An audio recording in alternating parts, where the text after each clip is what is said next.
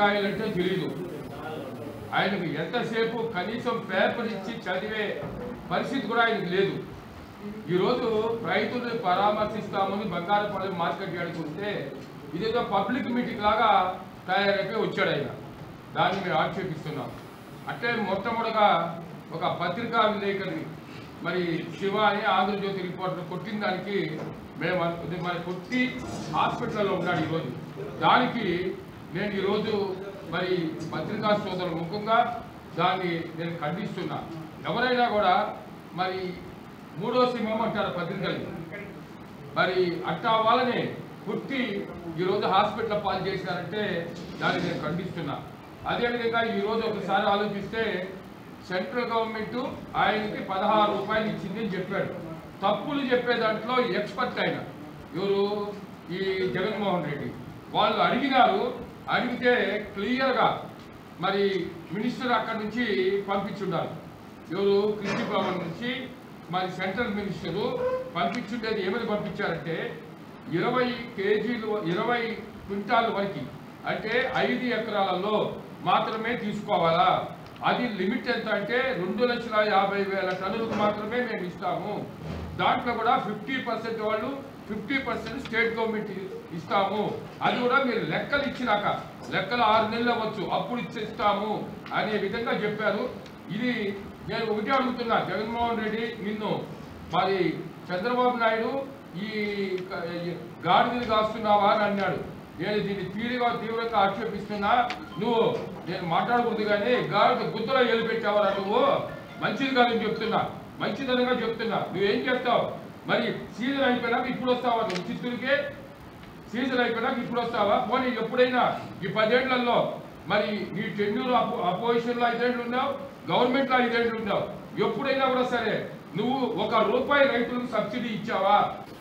మేము ముందు నుంచి చెబుతున్నట్లుగానే ఈరోజు జగన్మోహన్ రెడ్డి గారి పరామర్శ పర్యటన ముమ్మాటికి బల ప్రదర్శనగానే మర్చిపోయినా. కష్టాల్లో ఉన్న రైతులను పరామర్శించడానికి వచ్చినట్టు లేదు.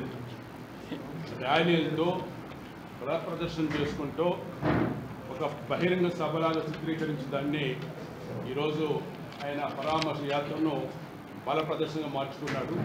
ఇది కేవలం రాజకీయ ప్రచారం కోసం వాడుకున్న పర్యటన తప్ప రైతుల కోసం చేసిన పర్యటన కాదు. ఈయన పర్యటన వల్ల రైతులకు ఒరిగింది కూడా ఏమి లేదు. పైగా సమావేశం పెట్టి జగన్ అసత్య ప్రచారం చేశాడు. కేంద్ర ప్రభుత్వం కిలో ₹16.16 పొందుతున్నట్టుగా తప్పుడు ప్రచారం చేశాడు. దీనికి జగన్మోహన్ రెడ్డి సమాధానం చెప్పాలని చెప్పి మేము డిమాండ్ చేస్తున్నాం. మీకు ధైర్యం ఉంటే కేంద్ర ప్రభుత్వం మామిడి రైతుల గురించి ఎక్కడ ₹16.10 కేజీ కొనిందో నిరూపించమని చెప్పి మేము సవాల్ ఇస్తున్నాం. అదేవిధంగా చంద్రబాబు నాయుడు గారి ప్రభుత్వం ₹4 కేజీకి ఇచ్చింది. జగన్మోహన్ రెడ్డి గారు ముఖ్యమంత్రి ఉన్న సమయంలో ఒక్కసారి కూడా ఒక పైసా కూడా మామిడి రైతుకు ప్రభుత్వం నుంచి మద్దతు ధర ఇవ్వలేదు. అటువంటి వ్యక్తి ఈరోజు వచ్చి చంద్రబాబు నాయుడు గురించి అసత్య ప్రచారం చేయడం తీవ్రంగా ఖండిస్తున్నాం. ఈరోజు మాజీ ముఖ్యమంత్రి వైఎస్ జగన్మోహన్ రెడ్డి బంగారపాలెం మ్యాంగో యార్డ్ని రైతుల తరపున పరామర్శకి వస్తానని తెలియజేయడం ఈరోజు రావడం జరిగింది. అయితే నేను మాజీ ముఖ్యమంత్రి గారిని ఒకటి అడగదలుచుకున్నా. మామిడి రైతుల గురించి గతంలో 5 సంవత్సరాలు ముఖ్యమంత్రిగా ఉన్నప్పుడు మీరు ఏమేమి ధరలు ఇచ్చారు అనేది రేపు పొద్దున మీ పేపర్లో కానీ మీ టీవీలో కానీ మీరు ప్రకటించి, ఈరోజు ఎప్పుడైతే కూటమి ప్రభుత్వం అధికారంలోకి వచ్చింది, కూటమి ప్రభుత్వము అధికారంలోకి వచ్చిన తర్వాత రైతుల కష్టాలు తెలుసుకొని మా ప్రభుత్వం ఎప్పుడైతే ₹4 సబ్సిడీని ప్రకటించిందో రైతులంతా దాన్ని హర్షించి మా తెలుగుదేశం పార్టీ అధినాయకుడు నారా చంద్రబాబు నాయుడు గారికి, అలాగే మేము ఎవరైతే ఎమ్మెల్యేలు, మా ఎంపీ గారు, కలెక్టర్ గారు మేమంతా పదే కలెక్టరేట్లో మీటింగ్ పెట్టుకొని రైతుల పక్షాన నిలిచి రైతులకి న్యాయం జరిగిందని భావిస్తున్నారో, దీన్ని ఓర్చుకోలేక కొంతమంది నాయకులు ఎవరైతే ఈ రాయలసీమలో బడా నేతగా అప్పుడేగా మా దొరబాబు అన్న చెప్పినట్టు వారు కూడా కొన్ని కంపెనీలు పెట్టుకొని ర్యాంపుల్ సిస్టాన్ని చిత్తూరుకి ప్రవేశపెట్టిన మహానాయకుడు,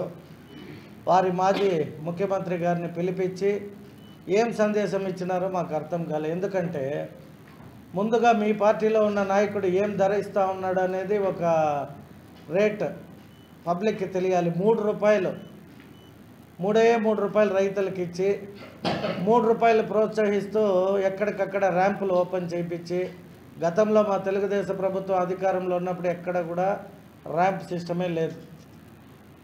గడిచిన 5 సంవత్సరాల్లో ర్యాంప్ సిస్టాన్ని తీసుకొని వచ్చింది వైఎస్ఆర్ ప్రభుత్వం.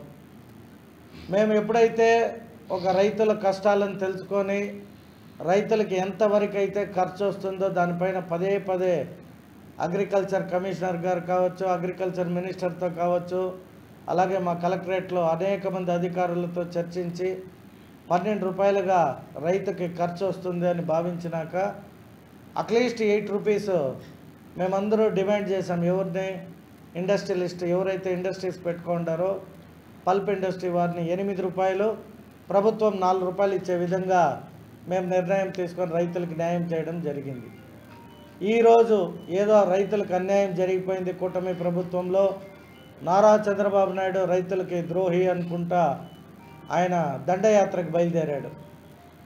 ఎవరైనా వ్యక్తి చనిపోతే దండయాత్ర చేస్తాడు, రైతులకి ధర కల్పించాలన్నా దండయాత్రే చేస్తాడు. అక్కడ గుంటూరులో మొన్న మిర్చి రైతులకి అన్నాడు, పోయి మిర్చి రైతుల దగ్గర మూటలు ఎత్తుకోబూసినారు. మళ్ళీ మొన్న ఎక్కడికో పోయాడు, అతని వాహనం కింద పడిపోయిన ఒక కార్యకర్తని కనీసం ఆపి చూసే ఓపిక లేక వాయిని కూడా కారు కింద పడిన వ్యక్తిని ఎత్తాడు పారేసి వెళ్ళిపోవడం మనమందరూ కూడా చూసాము. మరీ ముఖ్యంగా ఈరోజు చిత్తూరుకు వచ్చాడు. ఎటువంటి ఘటనలు జరగకూడదని మా పోలీస్ ఎస్పీ గారు కావచ్చు, మా పోలీస్ శాఖ కావచ్చు, ఎక్కడికక్కడ ఒక ఇబ్బందులు రాకూడదని చెప్పి పోలీస్ ప్రొటెక్షన్ ఇస్తే దాన్ని కూడా తప్పుదోవ పట్టించే విధంగా మీరు బాగా గమనిస్తే టీవీల్లో ఇక్కడ మన గంగాధి నెల్లూరుకు సంబంధించిన సదుకుప్పానికి సంబంధించిన నాయకుడు పక్కన ఉన్నాడు. మరి గంగాధి నెల్లూరు నుండి బంగారుపాళ్యం అంటే నాకు తెలిసి ఒక 40-45 కిలోమీటర్లు, 62 కిలోమీటర్లు. మరి ఆ 62 కిలోమీటర్లు మేము పోలీసు వారిని పెట్టి బంధించేస్తే ఈ నాయకులు ఎప్పుడు పోయినట్టు, ఎలా ఉన్నట్టు? నీకు కూడా ఒక మీడియా సంస్థ ఉంది, ఒక పత్రిక ఉంది. మీడియా వారిపైన దాడి జరిగిందని గతంలో 14 నుండి 19 దాకా గగ్గోలు పెట్టిన ఇదే ముఖ్యమంత్రిని, మాజీ ముఖ్యమంత్రిని నేను అడిగేది ఒకటే, ఇవాళ తెలీదా నీకు ఒక ఆంధ్రజ్యోతి విలేకరిపై దాడి జరుగుతుంటే మీరు దాడి చేయడానికి దండయాత్రకు వచ్చినట్టే ఉంది, కానీ రైతులను ఎక్కడ కూడా పరామర్శించి రైతులకి ఒక ధర కల్పించాలని డిమాండ్ చేయడానికి వచ్చినట్టు మాకు ఎక్కడ కనిపించలే. రెండోది, మేమంతా టీవీల్లో చూస్తున్నాము, ఒక మాజీ ముఖ్యమంత్రిగా ఒక ఎస్పీ గారితో మాట్లాడే సందర్భంలో మీరు ప్రవర్తించిన ప్రవర్తన యావత్ ఆంధ్ర రాష్ట్రం చూసింది.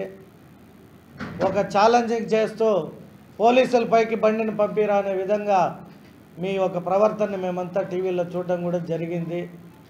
కాబట్టి మేము మాజీ ముఖ్యమంత్రికి ఒకటే చెప్తున్నాం, దండయాత్రలు ఎన్నో చేసిన ఒక వ్యక్తి చరిత్రలో ఏమి అనేది ఆ పేర్లు కూడా ప్రస్తావించడానికి మాకు ఇష్టం లేదు. అటువంటి దండయాత్రలు చేసి ప్రయోజనం లేదు. నీకు ఒక మీడియా ఉంది, ఒక పత్రిక ఉంది. ఇంట్లో కూర్చొని 24 గంటలు తాడేపల్లి ప్యాలెస్లోనే ప్రెస్ మీట్లు ఇచ్చిన వ్యక్తికి ఈరోజు రైతులకు ఇక్కడ అన్యాయం జరిగిపోయింది అని మాట్లాడడం చాలా విడ్డూరం. ఇప్పుడే మా ఎమ్మెల్యే గారు కూడా వచ్చారు, పూతలపట్టు ఎమ్మెల్యే గారు. వారు అక్కడ ఉండి ఇప్పుడే గాయపడ్డ ఆంధ్రజ్యోతి శివాని పరామర్శించి వచ్చారు. ఇంకా చాలా పోలీసు వారిపై కూడా రిప్రప అంట చాలా వీడియోలు వచ్చాయి. ఎక్కడ చూస్తే రైతులకి ఏదో సంఘీభావం తెలిపినట్టు లేదు. ఇది మా ఒక బలం, ఇది మేము చేసేది ఇలాగే ఉంటుంది అనే విధంగా దండయాత్రలు. గతంలో అయితే మా నాయకులు ఎక్కడైనా ఏదైనా ఒక ధర్నా చేయాలంటే హౌస్ అరెస్ట్లు. మీడియా సోదరులందరికీ తెలుసు, గడిచిన 5 సంవత్సరాల్లో మేము ఎక్కడైనా కనీసం మా ముఖ్యమంత్రిని అరెస్ట్ చేస్తే మాకు ఇక్కడ స్వేచ్ఛ లేకపోతే పక్క రాష్ట్రం బెంగళూరులో పోయి మేము ధర్నాకు ప్రకటిస్తే అక్కడ 20-25 వేల మంది స్వచ్ఛందంగా వచ్చి మేము సైలెన్స్గా ఒక అరెస్ట్ని అన్యాయం అంటూ మాట్లాడడం జరిగింది. ఈరోజు రైతులకి న్యాయం చేయాలంటే అనేక రకాలుగా నువ్వు న్యాయం చేయొచ్చు. 16 రూపాయలు కర్ణాటకలో రైతులకు ఇస్తూ ఉంది అని చెప్పాడు. కర్ణాటక గవర్నమెంట్ని అప్పీల్ చేస్తున్నా, నిజంగా 16 రూపాయలు రైతులకు ఎక్కడైనా ధర కల్పించుంటే ఆ గవర్నమెంట్ ఒక స్టేట్మెంట్ రిలీజ్ చేయాలి. నాకైతే ఎక్కడా లేదు. మా ముఖ్యమంత్రి భారతదేశంలోనే మొట్టమొదటిసారిగా ఒక ప్రాంతానికి చెందిన మామిడి రైతులు, ఎందుకంటే ఇది మా రాష్ట్రం మొత్తం మామిడి లేదు, మా చిత్తూరు ప్రాంతంలో మరియు కొద్ది నీజువీడు కృష్ణా జిల్లా ప్రాంతంలో అలాగే ఒంగోలు ప్రాంతంలో ఒక 4-5 జిల్లాలకు పరిమితమైన పంటని కూడా సమయం కేటాయించి రైతులతో మాట్లాడడం జరిగింది. కుప్పంలో వారి నివాసంలో మీటింగ్ పెట్టడం. కాబట్టి మా ముఖ్యమంత్రి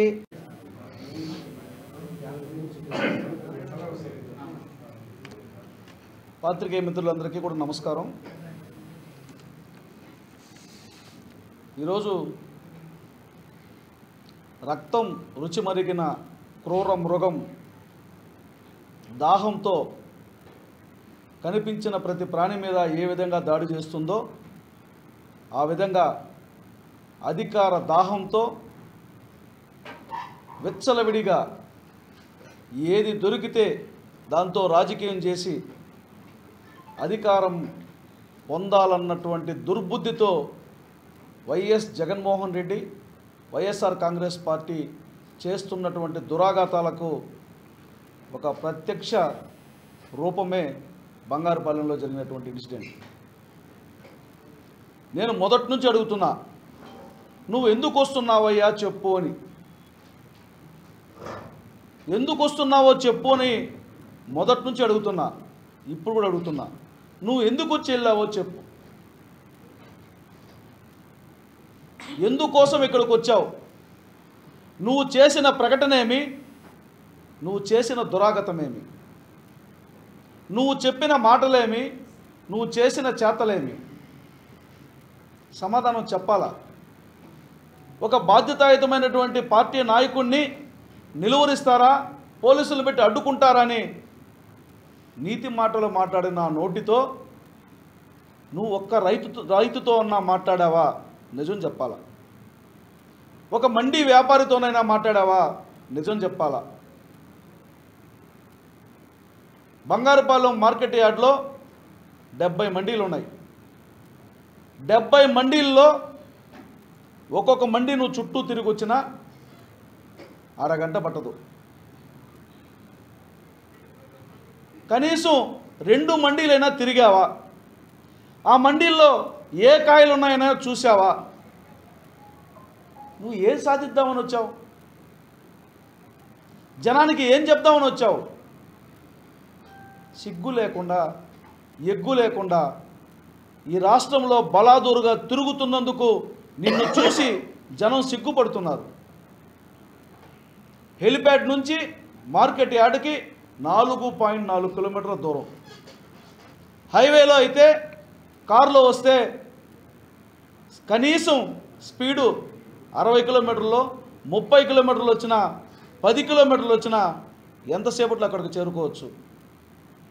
1000 మంది జనాన్ని వేసుకొని హెలిప్యాడ్ దగ్గరికి రప్పించుకొని అక్కడి నుంచి జనం ముందుకెళ్తే కారు నాపడం, కారు ముందుకెళ్తే జనాన్ని రమ్మనడం, కారుకు మనుషులకు నడుచుకుంటూ 4 కిలోమీటర్ల కోసం 2.5 గంట జనాన్ని ఇబ్బంది పెట్టి, ట్రాఫిక్ ఇబ్బంది పెట్టి, పోలీసులను ఇబ్బంది పెట్టి, రైతులను ఇబ్బంది పెట్టి, మండీలను ఇబ్బంది పెట్టి నువ్వు సాధించింది ఏంది? కనీసం మార్కెట్ యార్డ్లోకి తోతాపూరి టోటల్లో ఎంత తెస్తారన్న విషయమన్నా నీకు కానీ నేను తీసుకొచ్చిన నాయకులకు కానీ అవగాహన ఉందా? వాళ్ళ నాయకులైతే కదా. నాయకత్వం అంటే అధికారం కాదు, బాధ్యత. బాధ్యత లేకుండా ప్రవర్తించి, దుర్మార్గంగా ప్రవర్తించి, ప్రభుత్వాన్ని తిట్టడం కోసం, ముఖ్యమంత్రిని నిందలేయడం కోసం, నీచ రాజకీయాల కోసం ఇలాంటి యాత్రలు పెట్టుకుంటావా? ఏం సాధించావని నువ్వు? పార్లమెంటు సభ్యుడిగా నీ రాజకీయ ప్రస్థానం మొదలైనప్పటి నుంచి, పులివెందుల ఎమ్మెల్యేగా గెలిచినప్పటి నుంచి, 18 మంది ఎమ్మెల్యేకి నువ్వు ప్రతినిధిగా ప్రతిపక్ష హోదాని పొందినప్పటి నుంచి, 5 ఏళ్ళు ముఖ్యమంత్రిగా చేసినప్పటి నుంచి మొన్నటి వరకు ఏ రోజైనా మామిడికాయ ధరలోని మాట్లాడినావా నీ నోటితో? ఈరోజు చిలక పలుకులు పలుకుతున్నావా? మామిడికాయ రైతులు నీ ప్రభుత్వంలో 23 రూపాయలకి కొన్నారా మీరు? కనీసం మీరు కొనడానికి రైతులు అమ్ముకోవడానికి మధ్య వ్యత్యాసం అన్నా తెలుసా నీకు? ఈరోజు నీ నోటితో మాట్లాడిన మాటలేమి మేము 23 రూపాయలకు కొన్నాం. ఏ ప్రభుత్వం? నువ్వు ఎప్పుడు కొన్నావు? ఏ రైతు దగ్గర కొన్నావు? ఏ రైతుకు నువ్వు 23 రూపాయలు ఇచ్చావు? కనీసం అవగాహన లేదు. అవగాహన తెచ్చుకో. ఎంత దుర్మార్గం అంటే నీచంగా ఈరోజు ఒక డిఎస్పీని మీ పార్టీ నాయకుడు నీ సమక్షంలో రప్ప రప్ప అని చేయి నరకమంటాడా? ఒక సివిల్ సర్వెంట్ ఐపీఎస్ అధికారి నువ్వు నిబంధనలకు అతిక్రమించి వస్తున్నావు, నిబంధనలు పాటించమని చెప్పి కారుకు అడ్డంగా నిలబడితే తొక్కించుకోము అని చెప్పి సైగ చేసి రక్తపాతం సృష్టించాలనుకుంటావా?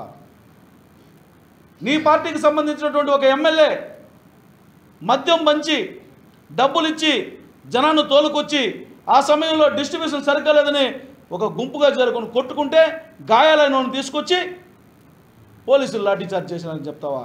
మరి పోలీసులు లాఠీచార్జ్ చేసి ఉంటే నువ్వు అక్కడి నుంచి ఎట్టగదులు ఉంటావు? అంతమంది నీ వెనకాన్ని ఎట్లా రప్పించుకుంటావు? చెప్పమని అడుగుతున్నా. మరి పోలీసులు 500-600 మంది ఎందుకు పెట్టారంటే నువ్వు ఎవడిని చంపుతావన్న భయంతో పెట్టారు నాయన. నువ్వు ఎవడు ప్రాణం తీసుకొని పోతావన్న భయంతో పెట్టారు. నువ్వే చంపి నువ్వే రోడ్డు మీద వేసి నువ్వే రాజకీయం చేయగలిగినటువంటి సమర్థుడివి. మరి లాఠీ చార్జ్ చేస్తే నీ కార్యకర్తకు రక్తం గారింది, నేను దిగాలి నడవాలి అని నాటకం ఆడిన నువ్వు నీ కారు కింద ఒక ఎస్టీ పడి చచ్చిపోయినప్పుడు ఎందుకు దిగలేదు? మానవత్వం లేదా? నోటికి ఏదొస్తుంది చెప్పడమేనా?